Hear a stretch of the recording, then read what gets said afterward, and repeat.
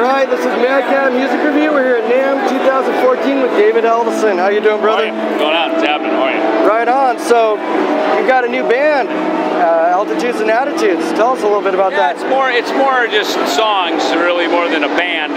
Me and Frank Bello put some songs together that we wrote and recorded for our Metal Masters clinics that we do for Harkey. And, phone's ringing for us to go out and do a couple of other things, do some shows and things, but it's all kind of intended to be clinic-based.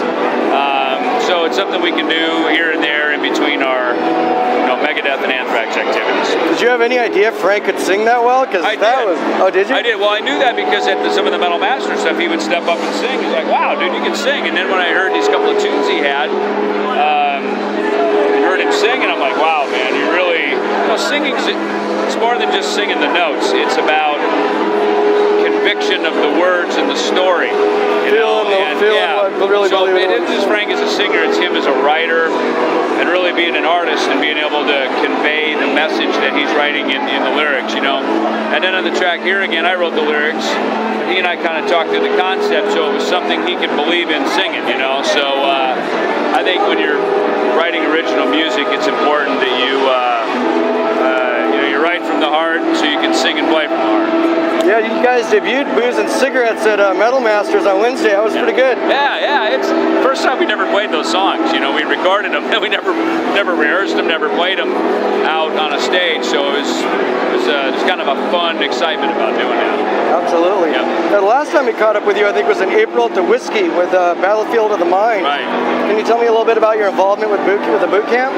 Well, my buddy Fran Strine, who directed and produced the movie, he had approached me about narrating the film, which I did.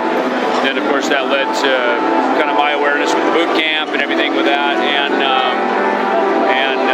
I think it's a wonderful story and a great cause, of course. And I think to put that movie out to open up kind of expand the public awareness of the needs that are there and what the boot camp is doing to help with the soldiers that are coming back and have the PTSD stuff and integrating back into society after serving for our country is it's important, Big time. Supporting the government can only do so much; it can't do everything, Right. So it's you got to support the troops when they come back, not just when they leave and when they're fighting. Yeah, right. Exactly. Yeah, even more so really when they come back. Yeah. So the boot camp is doing great stuff, and a lot of that it has to kind of come from civilians, people rallying to help, because again, the government can't do everything. Right. When the government helps, people complain. When they don't help, people complain. So it's really more about what we as the civilians do to try to help them when they return. Absolutely. Yeah. And you've got a book that just came out. I do. My Life with Death. Yeah. What was it like, the writing process for that? Was it different? I do a lot of public speaking about various things, kind of drug and alcohol recovery. I get asked to speak at churches and various events and stuff, so I'm kind of used to it. So to be honest with you, that story was kind of just writing out one of those speeches. Oh, okay. It wasn't that hard to write, quite honestly, because you just kind of start at the beginning, you kind of tell what your life was like, kind of the transitions you go through, what your life is like now. So that part was pretty easy, and a lot of the Megadeth stories are already kind of public and out there anyway. So it's kind of fun to fill in some of the details of that, especially kind of as we were putting the band together. There's a lot of that part of the history is not as well known, so it was fun to kind of tap back into. Yeah, your roots back, on the farm, and then now you're a pastor in Arizona. You're a Lutheran church. Yeah. That's pretty cool. It is cool. I've had a really great life, and it's.